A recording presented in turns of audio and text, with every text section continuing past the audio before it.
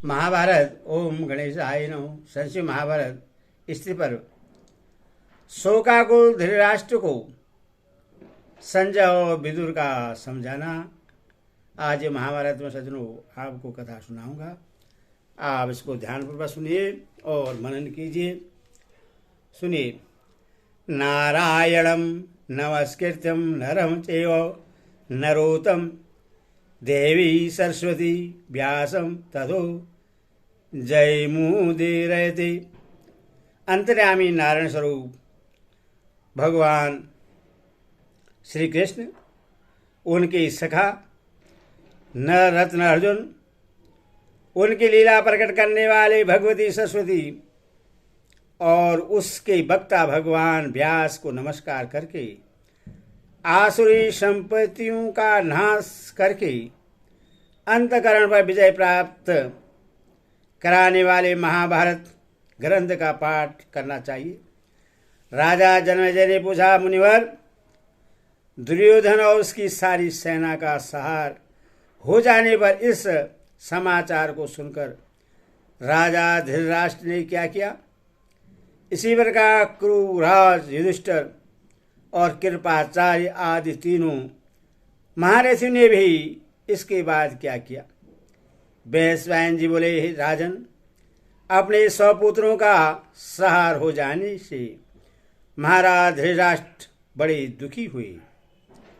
पुत्र शोक से उनका हृदय जलने लगा और वे चिंता में डूब गए। उस समय संजय ने उनके पास जाकर कहा, महाराज, आप चिंता क्यों करते हैं? शोक को कोई बटा तो सकता नहीं। राजन, इस युद्ध में 18 असुरी सेना मारी गई। यह पृथ्वी निर्जन होकर सुनी सी हो गई है। अब आप कर्मशो अपने चाचा ताऊ, बेटों, पोतों, संबंधियों, सुहृदयों, गुरुजनों की प्रेत क्रिया कराइए। संजय की यह दुखमयी वाणी सुनकर राजा धृतराष्ट्र बेटे पोतों के वध से व्याकुल होकर पृथ्वी पर गिर पड़े। फिर सावधान होने पर बोले, मेरे पुत्र, मंत्री और सभी सुजन मर चुके हैं। अब तो इस पृथ्वी पर भटक भटक कर मेरे लिए दुख ही उठाना बाकी रह गया है। ऐसी जिंदगी से भला मुझे क्या लाभ है? मेरा राज नष्ट हो गया। भाई बंधु सब युद्ध में काम आ गए और आंखें तो पहले से ही नहीं हैं। हाय, मैंने अपने हितैषी परशुराम जी, नारद जी और भगवान श्री कृष्ण देवपायन की भी बात नहीं सुनी। श्री कृष्ण ने सारी सभा के बीच में मेरे भले के लिए कहा था कि राजन, व्यर्थ बैर मत बांधो, अपने बेटे को रोको। किंतु मैं ऐसा मूर्ख हूं कि मैंने उनकी बात नहीं मानी। इस तरह मैंने भीष्म जी की धर्मानुकूल सलाह भी नहीं सुनी। इसी से आज बुरी तरह पछताना पड़ रहा है। संजय, इस जन्म में किया हुआ कोई ऐसा पाप आज याद तो नहीं आता जिसके कारण मुझे यह फल भोगना चाहिए था। अवश्य ही पूर्वजन्मों में मुझसे कोई बड़ा अपराध हुआ है। इसी से विधाता ने मुझे इन दुखमय कर्मों में नियुक्त कर दिया। अब मेरी आयु ढल चुकी है, सब भाई बंधु समाप्त हो चुके हैं और देवस मेरे हितैषी और मित्रों का भी नाश हो चुका है। भला संसार में मुझसे बढ़कर दुखी और कौन होगा? अथवा पांडव लोग मुझे आज ही ब्रह्मलोक के खुले हुए मार्ग पर बढ़ते देखें। इस प्रकार राजा धृतराष्ट्र ने अत्यंत शोक प्रकट करते हुए अनेकों बातें कही। तब संजय ने राजा के शोक को शांत करने के लिए ये शब्द कहे, राजन, आपका पुत्र दुर्योधन बड़ी ही खोटी बुद्धि वाला था। दुशासन, कर्ण, शकुनी, चित्रसेन और शल्य, जिन्होंने सारे संसार को कंटका कीड़ कर दिए थे, ये सब उसके सलाहकार थे। अरे उसने पितामह भीष्म, माता गंधारी, चाचा विदुर, गुरु द्रोण, आचार्य कृप और महामती नारद जी की भी बात नहीं सुनी। यहाँ तक कि उसने दूसरे दूसरे ऋषि और अतुलित तेजस्वी व्यास जी का भी कहा नहीं किया। उसे सदा युद्ध की ही लगन लगी रही, जिसके कारण उसने कभी आदरपूर्वक धर्मानुष्ठान भी नहीं किया और न कभी क्षेत्रियों के ही किसी धर्म का आदर किया। उसने तो व्यर्थ ही क्षेत्रियों का सहार कराया। आप में सब प्रकार की सामर्थ्य थी, तथापि इस विषय में आपने भी कुछ नहीं कहा। आपकी बात कोई टाल नहीं सकता था, तथापि आपने निष्पक्ष होकर दोनों ओर के बोझे को तराजू पर नहीं तोला। मनुष्य को यथाशक्ति पहले ऐसा काम करना चाहिए जिससे अपने पिछले कर्म के लिए उससे पछताना न पड़े। आपने तो पुत्र स्नेह में फंसकर उसी का पीर करना चाहा, इसी से अब आपको पछतावा करना पड़ रहा है। अतः इसके लिए कोई शोक नहीं करना चाहिए। शोक करने से न तो धन मिलता है और न फल प्राप्त होता है, न ऐश्वर्य मिलता है और न परमात्मा की ही प्राप्ति होती है। जो पुरुष स्वयं अग्नि पैदा करके उससे कपड़े में लिपेटकर जलने लगता है और फिर पछतावा करने बैठता है, वह बुद्धिमान नहीं कहा जा सकता।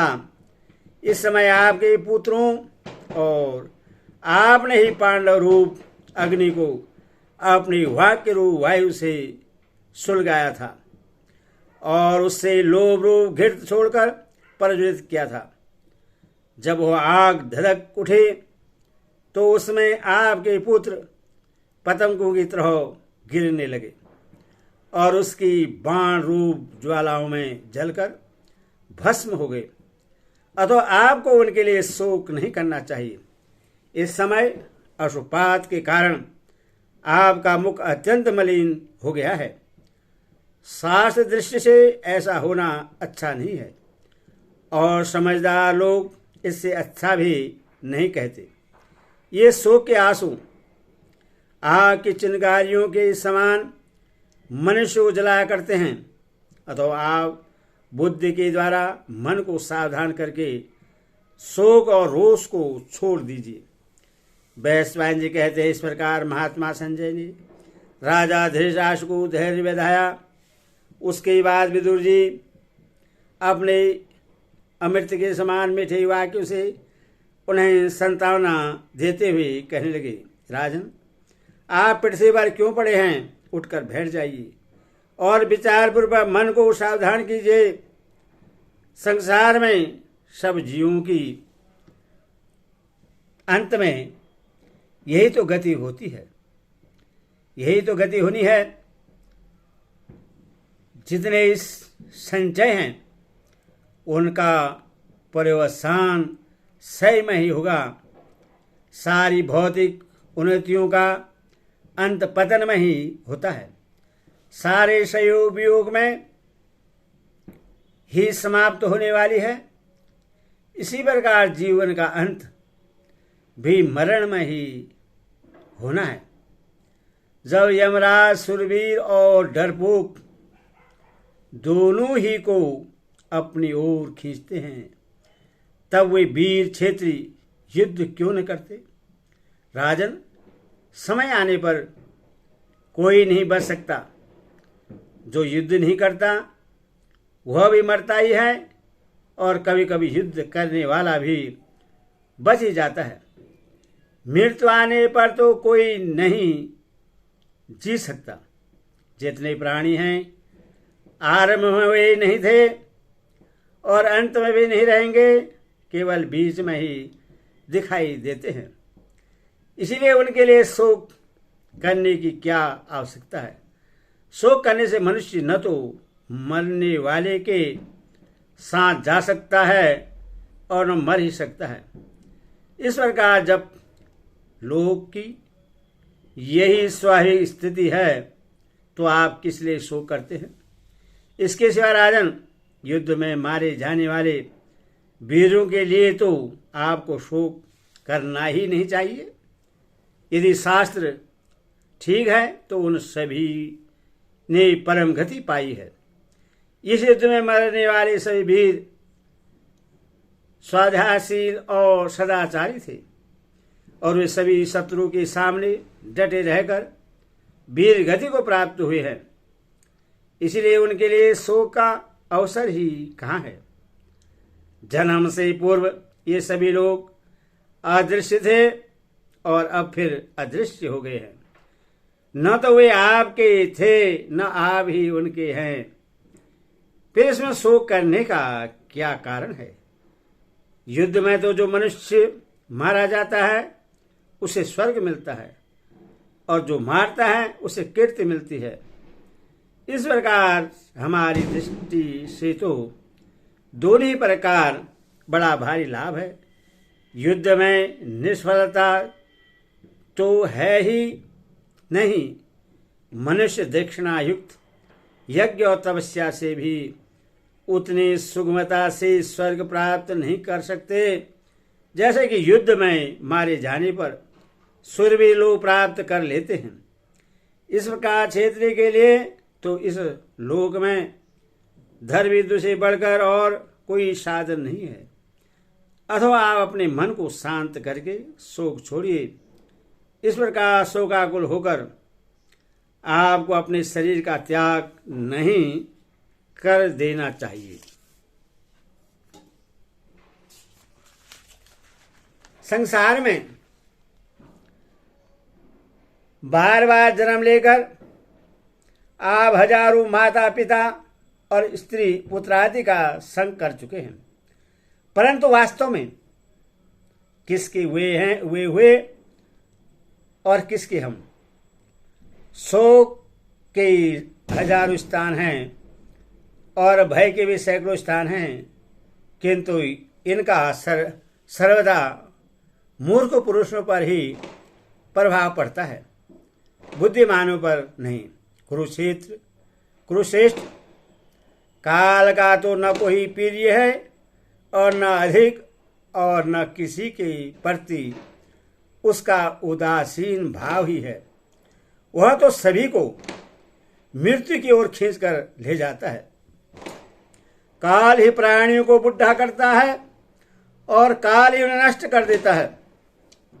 जब सब जीव सो जाते हैं उस समय भी काल जागता रहता है। निसंदेह काल से पार पाना बड़ा ही कठिन है। यौवन रूप जीवन, धन का संग्रह, आरोग्य और प्रियजनों का सहवास, ये सभी अनित्य हैं। बुद्धिमान पुरुष को इनमें फंसना नहीं चाहिए। यह दुख है तो सारे ही देश से संबंध रखता है। इसके लिए आप अकेले शोक न करें। यदि प्रियजनों का अभाव होने पर दुख दबाता ही है तब शोक करने से वह दूर नहीं होता, क्योंकि चिंतन करने पर दुख कभी नहीं घटता। इससे तो वह और भी बढ़ जाता है। जो लोग थोड़ी बुद्धि वाले होते हैं वही अनिष्ट की प्राप्ति और इष्ट का वियोग होने पर मानसिक दुख से जला करते हैं। शोक करने से मनुष्य करते हुए मूढ़ हो जाता है तथा अर्थ, धर्म और काम रूप त्रिवर्ग से भी वंचित रहता है। भिन्न भिन्न आर्थिक स्थितियों में पड़ने पर असंतोषी पुरुष तो घबरा जाते हैं, किंतु विचारवानों की सभी अवस्थाओं में संतोष रहता है। मनुष्य को चाहिए कि मानसिक दुख को विचार से और शारीरिक कष्ट को औषधियों से दूर करे।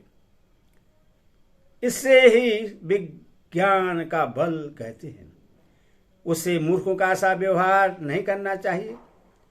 मनुष्य का पूर्वकृत कर्म उसके सोने पर सो जाता है, उठने पर उठ बैठता है और दौड़ने पर भी साथ लगा रहता है। वह जिस अवस्था में जैसा जैसा भी शुभ या अशुभ कर्म करता है, उसी अवस्था में उसका फल भी पा लेता है।